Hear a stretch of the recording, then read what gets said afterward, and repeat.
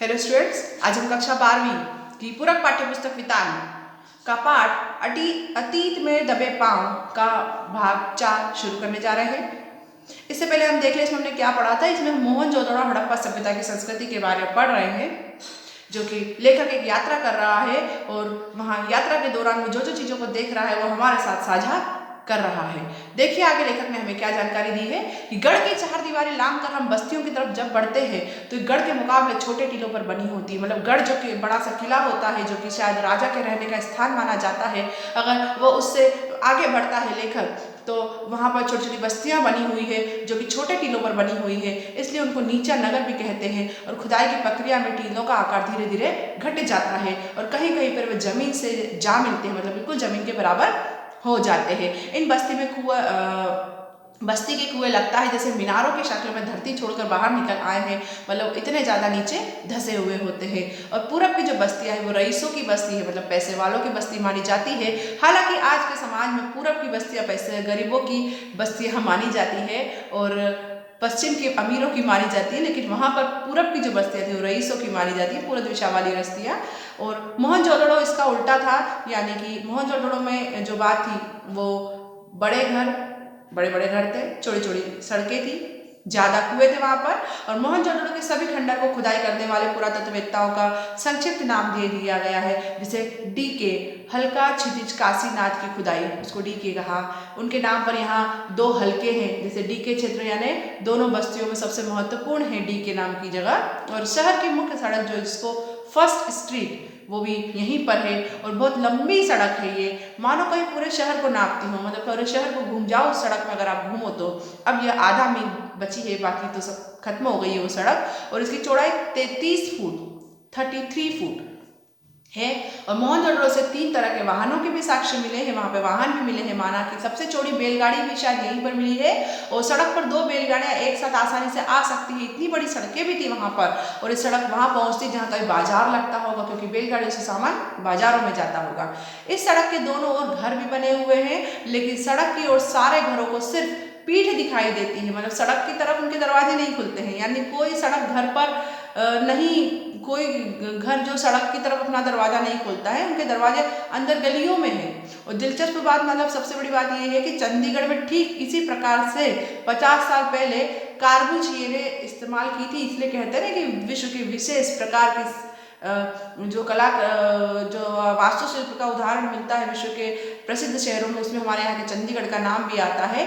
और ठीक यही शैली 50 साल पहले कार्बुजिए ने चंडीगढ़ में इस्तेमाल की थी। और वहाँ भी कोई घर मुख्य सड़क पर नहीं खुलता है, आपको किसी के घर जाने के लिए मुख्य सड़क से पहले सेक्टर के अंदर जाना पड़ेगा और फिर घर की गली में और फिर घर में जाना पड़ेगा। क्या कार्बुजिए ने सीख लिया कि मोहनजोदड़ो से ली थी क्या उन्होंने? शायद हमेशा मान सकते हैं, क्योंकि व्यक्ति इतिहास से तो बहुत कुछ सीखता है। कविता में से कविता निकलती है, कलाओं का ही तरह वास्तुकला में भी कोई प्रेरणा चेतना और चेतन से ही सफर करती है, क्योंकि वही बात है कि वास्तुकला के ये उदाहरण में शायद उन्होंने इतिहास से लिए होंगे।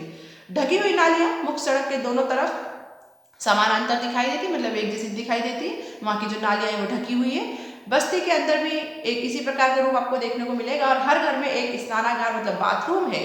और घरों के भीतर से पानी या मेल की जो नालियां हैं बाहर की गोदी तक आती है, मतलब बाहर जो गटर है जिसको आप ड्रेनेज और गटर समझते हैं वहाँ तक आती है और फिर नालियों के जाल में वापस जाके जुड़ जाती है, जिससे कि पूरी तरह से गंदे पानी को निकालने का प्रबंधन बहुत ही अच्छा किया गया है। कहीं कहीं पे वो खुली हुई भी है क्योंकि वहाँ पर से उनकी सफाई कार्य किया जाता है, लेकिन अधिकतर तो वे बंद और ढकी हुई है। स्वास्थ्य के प्रति मोहनजोदड़ो के बाशिंदे सरोकार का बेहतर उदाहरण देते हैं कि बस्ती के भीतर छोटी सी सड़कें हैं और उनकी छोटी गलियां भी है।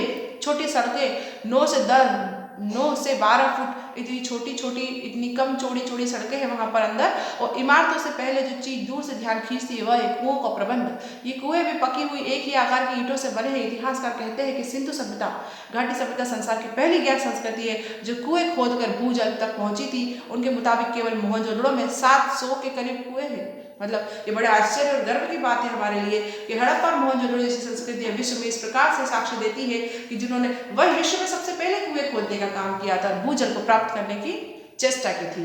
नए कुएं, नदी, कुएं, कुंड, स्नानागार, बेजोड़ पानी निकासी और क्या सिंधु घाटी सभ्यता को हम जल संस्कृति भी कह सकते हैं। ये सारी चीजें हमें कहाँ मिलती है? जल संस्कृति, मतलब कि इतनी सारी जगहों से इन्होंने जल को प्राप्त करना सीख लिया था। अब यहाँ आप देखिए कि मोहनजोदड़ो के कुएं का आपको चित्र बना हुआ है। आप देखिए किस तरह से दिख रहा है, किस प्रकार से उसमें सुंदर चिनाई करी गई है, किस प्रकार से ईंटों को उसमें जमा कर लगाया गया है, कितना ही सुंदर उसका एक जैसा आकार बनाया गया है। बड़ी बस्ती में पुरातत्व शास्त्री काशीनाथ दीक्षित के नाम पर एक हल्का डीकेजी कहलाती है। एक हल्का जो है वो डीकेजी कहलाती है, मतलब क्योंकि उन्होंने भी काशीनाथ दीक्षित ने ही उसको खोजा था, और पहले भी हमने पढ़ा कि काशीनाथ दीक्षित के नाम से खोजी गई चीज़ों को डीके कहा जाता है।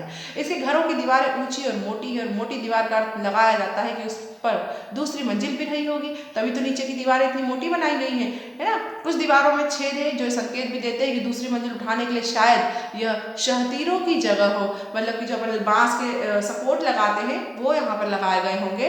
जो सभी घर ईंट के बने हुए हैं और एक ही आकार की ईंटें हैं यहाँ पर, 1:2:4, है ना, मतलब कि चौड़ाई उनकी 2, लंबाई उनकी 4, ऊंचाई उनकी 1। इस प्रकार का उसका ईंटों का अनुपात रहा है, जो कि 1:1 की सांचे की ईंटें रही है सारी, और सभी भट्टी में पकी हुई पक्की ईंटें हैं। और हड़प्पा से हटकर जहाँ पक्की और कच्ची ईंटों का मिला जुला निर्माण उजागर हुआ है, मोहनजोदड़ो में पत्थर का प्रयोग बहुत ही मामूली मालूम होता है कि मोहनजोदड़ो में पत्थर ज़्यादा प्रयोग नहीं करे हैं, ईंटों का ज़्यादा प्रयोग मिलता है। और कहीं कहीं नालियों की अनगढ़ पत्थर से दिखाई देती है, मतलब कहीं कहीं नालियों में पत्थरों का प्रयोग भी किया गया है। इन घरों में दिलचस्प बात यह है कि सामने की दीवार में केवल प्रवेश द्वार बना हुआ है, मतलब सामने की दीवार में क्या है, सिर्फ जाने का रास्ता बना हुआ है और कोई भी खिड़की नहीं है।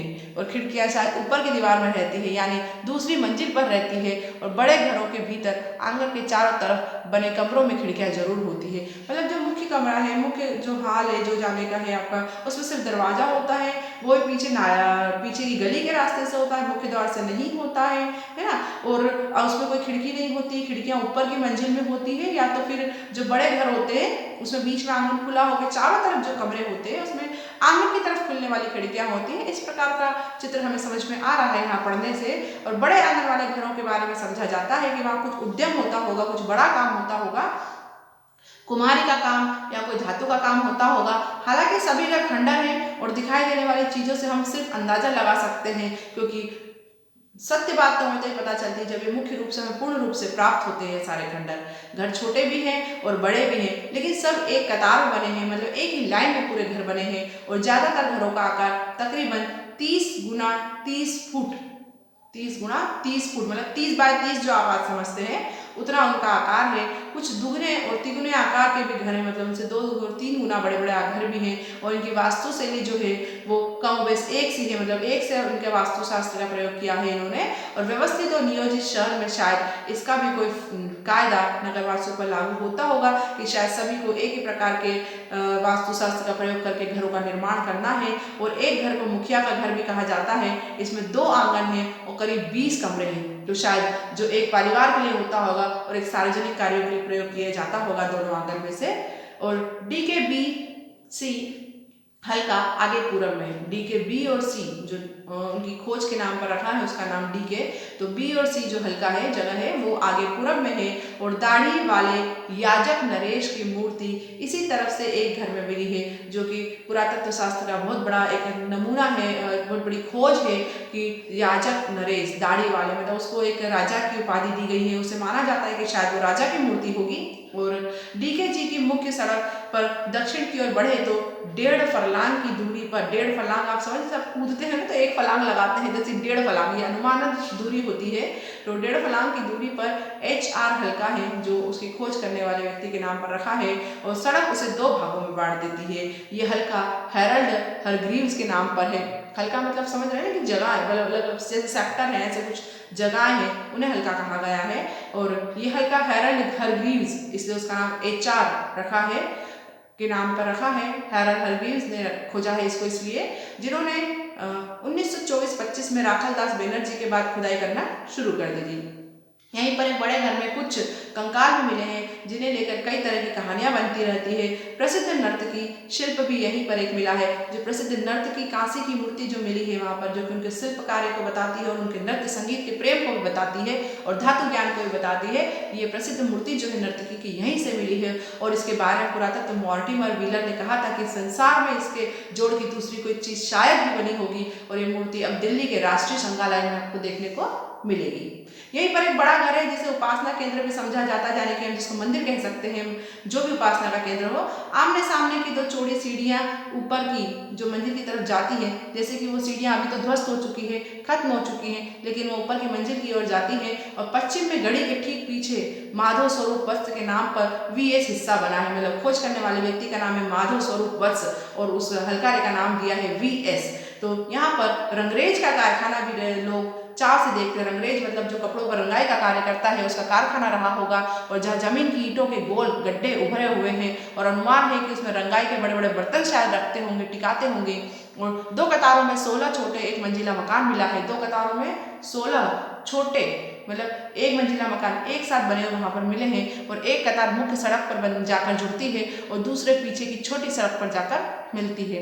सब में 2-2 कमरे हैं। हर सब मकान में कितने कमरे हैं? 2-2 कमरे हैं। स्नान घर यहाँ भी सब घरों में है, मतलब बाथरूम यहाँ पर भी है। और बाहर बस्ती में कुएं सामूहिक प्रयोग के लिए बने हैं, मतलब सामूहिक रूप से कुएं का प्रयोग कर सकते हैं। कुएं बने हैं वहाँ पर। और एक कर्मचारी और कामगारों के घर में रहे होंगे, मतलब शायद रंगरेज का जो कारखाना रहा होगा तो कर्मचारियों के रहने के लिए भी वहाँ व्यवस्था की होगी, जिससे कि ये सारे कारखानों के पास ही रह सके। और मोहनजोदड़ो के कुओं को छोड़कर लगता है जैसे सब कुछ चौकोर और आयताकार हो। वहाँ कुएं सिर्फ गोल है, बाकी सब कुछ चौकोर और आयताकार बना हुआ है। और नगर की योजना, बस्तियाँ, घर, कुंड, बड़ी इमारतें, ठप्पेदार मोहरे, चौपड़ का खेल, गोटियाँ तोलने के बाट आदि सब, मतलब क्या क्या चीजें वहां पर देखिए। नगर की योजना, नगर आपका चौकोर बना है। बस्तियां इसी प्रकार की हैं। घर देखे तो कुंड, बड़ी इमारतें, ठप्पेदार मोहरे, चौपड़ खेलने का एक जो खेल होता है चौपड़, जो आपने महाभारत जैसे सीरियल में देखा था, धारावाहिक में देखा है, जो चौपड़ का खेल खेलते हैं वो, उसकी गोटियां।